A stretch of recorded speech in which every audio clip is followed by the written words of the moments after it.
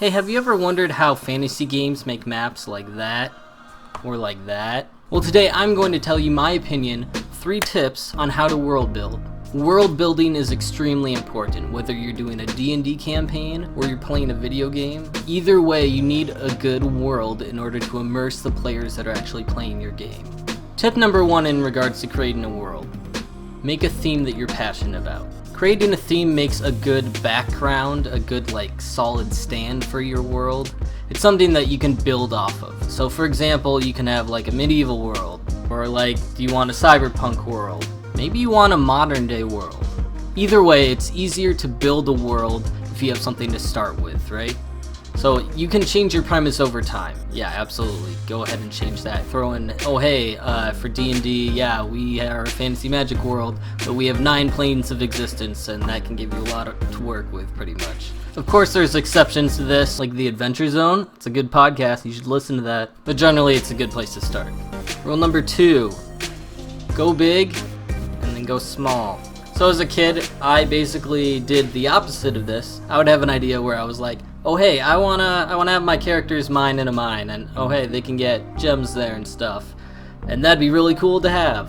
Which is great, you can have ideas like that, but you sort of have to get to the lower levels of those ideas. Start with something bigger, right? Alright, so here we go, we're starting, right? Here's the map, right? Blank canvas. Anything you want. But there it is, there's the shape of it. It's a start. Now you gotta think, okay, I have my land, my country, whatever you want to call it. What shapes that land, that country? Could it be maybe a capital city? What's the main place in the country? What's the go-to place to be? Maybe it's other countries nearby. I mean, are they at war with you? Are they allied with you? Does your country even know that they exist in the first place? Maybe they don't, but they're there. Maybe it's terrain. Maybe you're right next to the ocean, and because of that, your main supply for your capital, for your whole country, is like fish, or something like that. And then there's other questions you can ask yourself, like, how does a country even work? I don't know, I mean, we need food, right? You could get that from the previous water that I mentioned. Or maybe not. Maybe there's a town nearby that has really fertile soil, and it does most of the food resource for the capital itself. So we're still thinking big overview level stuff, right? Well, rule number 3, immerse to expand. Now we get down into some of the small details, like lore and maybe some character creation. So for example, I mean, we could say, why was the city founded? Why was it named that way? Was it named after someone? Maybe the town doesn't have to be named after someone, but your town could have a hero origin story. Like, for example, there's this town, well, there it is, named Woodrum. Maybe the town was founded by a lumberjack hero named Basil Redax Hopkins. Maybe the country needed wood for a resource, so it's the biggest forest, so he went there knowing there was a lot of monsters, fought some monsters, founded a town, pushed the monsters back into the forest further, and struck a blow for humanity, for your country. That'd be sort of a small detail, right? But it's world building. It defines a place in your world. Maybe some of the stuff is really hard and it's just hard to even know where to start. Well, you could do something like make a list of names. Like that. Start by just brainstorming stuff, names. See what's cool, see what appeals to you. Does anything stick out as a certain place you'd go to? Name that. So for example, I like the name Gaunt's. That sounds like a cool name, a strong name, right?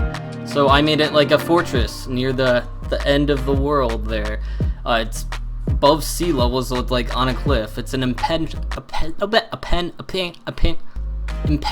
fortress. So no one has ever taken in any of the civil wars that have ever happened in the history of the country.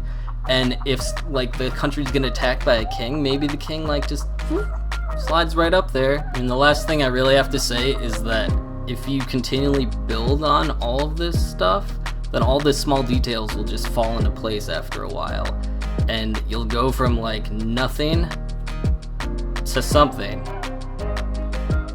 And it's just sort of a really cool process to go through, knowing that you created that stuff.